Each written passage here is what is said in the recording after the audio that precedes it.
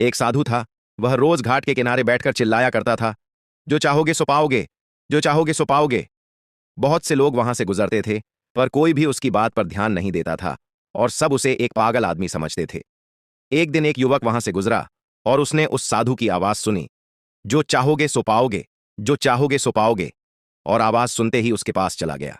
उसने साधु से पूछा, महाराज, आप बोल रहे थे कि जो चाहोगे सो पाओगे, तो क्या आप मुझको वो दे सकते हो जो मैं जो चाहता हूं? साधु उसकी बात को सुनकर बोला, हाँ बेटा, तुम जो कुछ भी चाहता है मैं उसे जरूर दूंगा, बस तुम्हें मेरी बात माननी होगी। लेकिन पहले ये तो बताओ कि तुम्हें आखिर चाहिए क्या?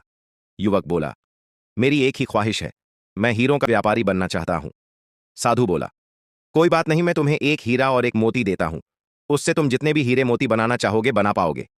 और ऐसा कहते हुए साधु ने अपना हाथ आदमी की हथेली पर रखते हुए कहा, पुत्र, मैं तुम्हें दुनिया का सबसे अनमोल हीरा दे रहा हूं। लोग इसे समय कहते हैं। इसे तेजी से अपनी मुट्ठी में पकड़ लो और इसे कभी मत खोने देना। तुम इससे जितने चाहो उतने हीरे बना सकते हो। युवक अब भी कुछ सोच ही रहा था कि साधु उसका दूसरी हथेली पकड़ते हुए बोला, पुत्र, इसे लो, यह दुनिया का सबसे कीमती मोती है। लोग इसे धैर्य कहते हैं। जब कभी समय देने के बावजूद परिणाम ना मिलें तो इस कीमती मोती को धारण कर लेना। याद रखन, जिसके पास यह मोती है वह दुनिया में कुछ भी प्राप्त कर सकता है। युवक गंभीरता से साधु की बातों पर विचार करता है और निश्चय करता है कि आज से वह कभी अपना समय बर्बाद नहीं करेगा और हमेशा धैर्य से काम लेगा। और ऐसा सोचकर वह हीरों के एक व्यापारी के यहाँ काम शुरू करता है और अपने मेहनत और ईमानदारी के बल पर एक दिन खुद भी हीरों का व्यापारी बनता है।